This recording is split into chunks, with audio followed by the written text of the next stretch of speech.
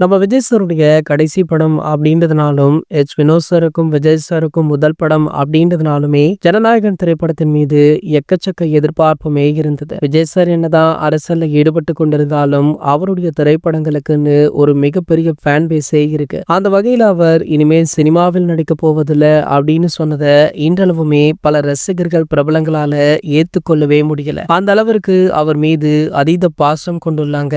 இந்த நிலையில பாத்தீங்கன்னா, இவருடைய கடைசி படமான ஜனநாயகன் திரைப்படத்துடைய தீர்ப்பு பற்றி முக்கிய தகவல் ஒன்று வைரலா போயிட்டு இருக்கு. அதாவது இந்த திரைப்படம் கடந்த மாதம் 9ஆம் தேதியே ரிலீஸ் ஆகி தற்போது வசூல்ல பட்டைய கிளப்ப வேண்டியது. ஒரு சில காரணங்களால, அதாவது சென்சார் பிரச்சனை காரணமாக இந்த படம் கடைசி நேரத்துல ரிலீஸ் ஆகாமல் போச்சு. பின்பு இந்த வழக்கு சென்னை உயர் நீதிமன்றத்துல அதிரடியாகவுமே நடந்துட்டு இருந்தது. சோ தற்போது இந்த படத்திற்கு தீர்ப்பு கிடைக்க வாய்ப்பு இருக்கா? அதாவது சென்சார் குழு சொன்ன கிட்டத்தட்ட 22 கட்ட ஜனநாயகன் படக்குழு செய்துள்ளதாக சொல்லப்படுது. சோ அப்படி அந்த 22 கட்ட செய்த பிறகு படத்துடைய நீளம் 15 நிமிடங்கள் குறைவாகிவிட்டதாம். அது மட்டுமல்லாமல் இந்த திரைப்படம் OTT-ல நேரடியாக ரிலீஸ் ஆகும் பொழுது அத்தனை காட்சிகளுமே வைத்து ஒரு அன்கட் வெர்ஷனாக ரிலீஸ் ஆகும் அப்படின்னு படக்குழுவுமே தற்போது தகவலை வெளியிட்டிருக்காங்க. மேலும் பாத்தீங்கன்னா இந்த திரைப்படம் எப்போது ரிலீஸ் ஆக போகுது அப்படின்ற எதிர்பார்ப்புமே இருக்கு. அதாவது வர பிப்ரவரி 14ஆம் தேதி காதலர் தினத்தை முன்னிட்டு